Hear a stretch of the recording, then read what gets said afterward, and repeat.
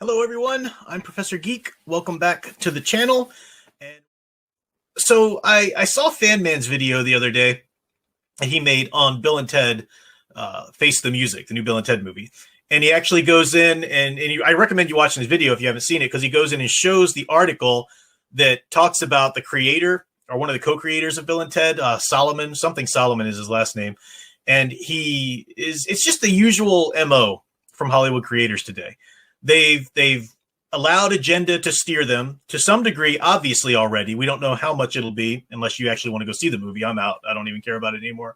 But the agenda steers the movie to some degree, and then they get really defensive and snippy on social media that anybody would dare criticize them for it. And he was saying some of the silliest things. Of course, as Fan Man points out, and he shows in the argument that he's trying to say, well, we never said that Bill and Ted's children were boys. We never said that. At the end of Bogus Journey, when they get back from the future, they've learned how to play guitar at that point, and they've each got babies on their back, and they give them to their wives, and they say Bill says, "Say hello to little Ted," and Ted says, "Say hello to little Bill." I'm sorry, any girl named Theodora maybe goes by Teddy, but not Ted. Any girl named Billy, and you've got some of that, doesn't go by Bill. That's stupid, and it's a retcon. It's trying to go back and slip something in where it wasn't. Stop pretending, as Fan Man well pointed out. Absolutely. Then he said, and this is what I really wanted to latch on to. He said that they're trying to do something different now because they always wanted to do something different. He points out how Bogus Journey was something very different than Excellent Adventure. Instead of going through time travel, we had them going through the afterlife basically and stuff. And that was true. Okay. But it was still essentially a Bill and Ted movie. You still had the core of what it's supposed to be, is that it focuses on Bill and Ted and their friendship and their zaniness. It was a buddy movie. Absolutely a buddy movie. You can't take that away. And Solomon said in the article too, he said, we've had enough buddy movies. He said, you've got the first Bill and Ted, you've got Wayne's World, you've got Dumb and Dumber, you've got all these movies. We wanted to do something different.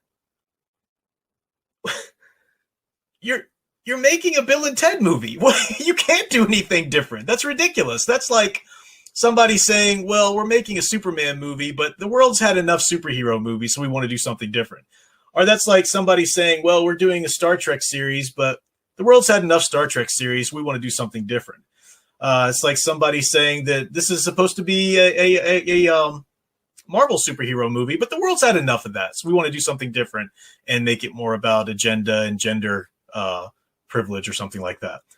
Now, obviously, I'm being facetious to a certain degree because all of those examples I just gave you actually are there. What people, what did Warner Brothers say? We don't make superhero movies. We make movies about superheroes. And they sucked. They all sucked.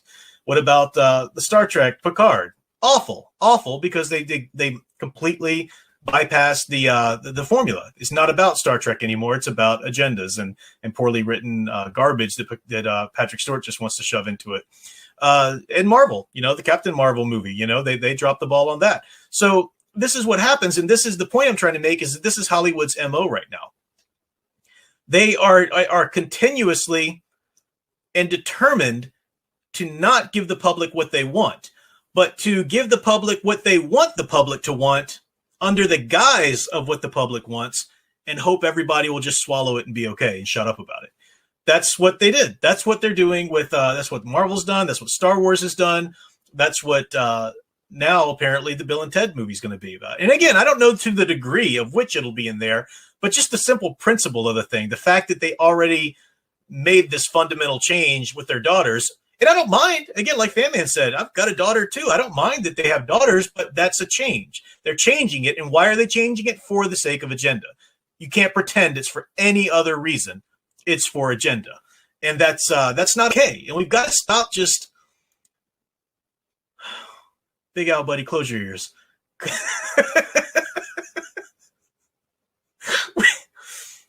I love Big Al, and I love that he can find something good in everything.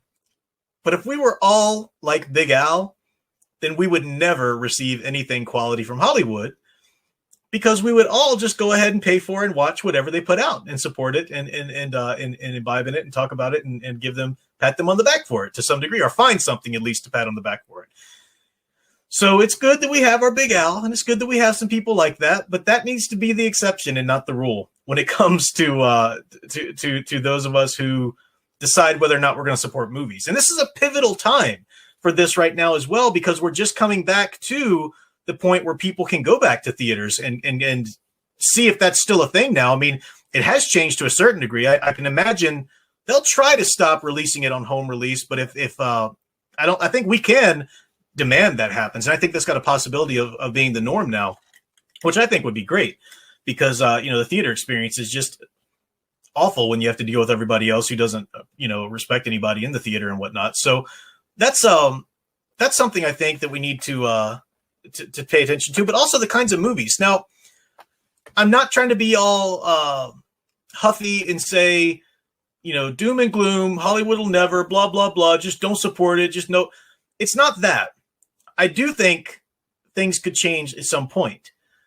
But and as Troy points out, Troy's been sharing videos in the Facebook group where, these rumors or whatever, possibly this is going on in Disney. And hey, that's great if that happens. That's a good thing if that happens.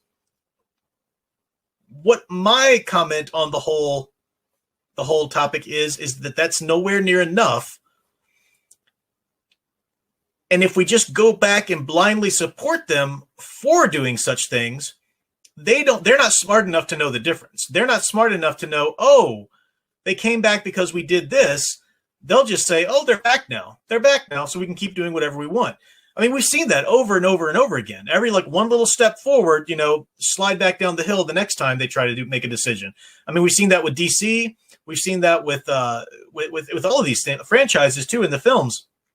And I made a video years ago. I've talked about it. It was really popular. It was called DC Comics Are No Longer Worth Reviewing. They're simply not. And I stand by that to this day. Even though you might have this or that, rogue comic that gets released, like the Superman digital or whatever, that's cool. DC Comics is not worth talking about as an entity in any kind of positive manner. It's not worth being hopeful about. It's not worth talking about because the whole system's still there. Didio left, and that's great news. Deserve to be celebrated. But it's all still, the whole structure's still there to completely continue to disintegrate everything that you love about the characters. That's not changing anytime soon. Maybe you'll get this rogue comic here and there, and that's fine. But DC Comics is no longer something that you can, celebrate, your fandom about in terms of what's coming out, what's new, if you prefer the iconic characters. It just doesn't work like that. So what I'm trying to say now then is my take on this, and this is just my take. I'm just one voice in this. I mean, we've got, in our community, different people putting forth their ideas about it. But my take is that Hollywood is no longer worth supporting or reviewing or getting excited about. I think that this whole, again, I'm avoiding watchwords for YouTube, but the everybody staying home and unable to go to the theaters has given us a real strong hand to play here. And we can do a bit of demanding, I think. But if we don't step out of the gate strong and say, no, we're not putting up with X, Y, and Z. If we just step out of the gate and say, well, I'll see it. I'll pay for that, sure. I want to, there's something good about it, I'm sure. You're not telling them anything. You're not sending them any kind of message. So there are, just like DC will put out that great Robert Venditti Superman book. I'm not saying that there's nothing ever going to be of any worth from Hollywood. I mean, I still hope against hope that the Ghostbusters Afterlife is something that I might like, just because of who's involved and everything, and the journey that film and franchise has taken recently.